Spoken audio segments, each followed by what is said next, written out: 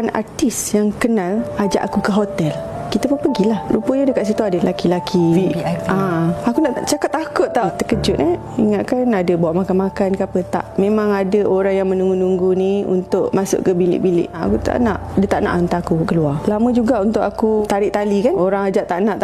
Tapi situasi tu menakutkan tau. Buat Sisi gelap dalam industri yang pernah menghadapi. banyak. Awal-awal zaman-zaman aku dulu kena casting. Ada time aku pergi sendiri. Bila aku bawa mama aku kena reject. Dia ingat aku bila syuting pun bawa mama aku. Kenapa? Sebab niat dia tak elok. Kalau aku bawa mama, macam mana dia nak buat something kat aku? Macam mana nak ajak aku pergi karaoke? Macam mana nak ajak aku ke bilik? Contoh begitu. Tak masuk akal kan? Tapi itu berlaku. Okey, nak job, nak skrip. Skrip dah ada ni Zara. Jom jumpa saya dekat sini.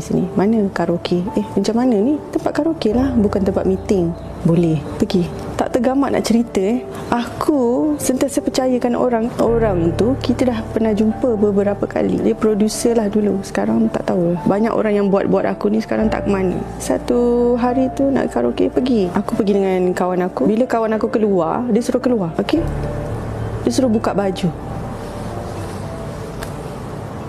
Aku larilah. Tapi bukan lari macam tu. Aku orang yang tenang, tak mudah panik sangat. Kalau aku panik pun aku still relax. Aku tahu cara macam mana nak lari dengan baik, which is orang tu tak akan mengejar aku. So aku cakap lah, aku nak keluar sekejap, kawan tadi ada ni tinggal barang. Aku tak patah balik dah. Dia cari aku, lepas tu aku terus block. Itu karaoke. Ini kawan-kawan artis yang kenal ajak aku ke hotel. Kita pun pergilah. Rupanya dekat situ ada lelaki-lelaki VIP. Aku nak cakap takut tau. Terkejut Ingatkan ada bawa makan-makan ke apa. Tak. Memang ada orang yang menunggu-nunggu ni untuk masuk ke bilik-bilik. Aku tak nak. Dia tak nak hantar aku keluar. Lama juga untuk aku tarik tali kan. Orang ajak tak nak.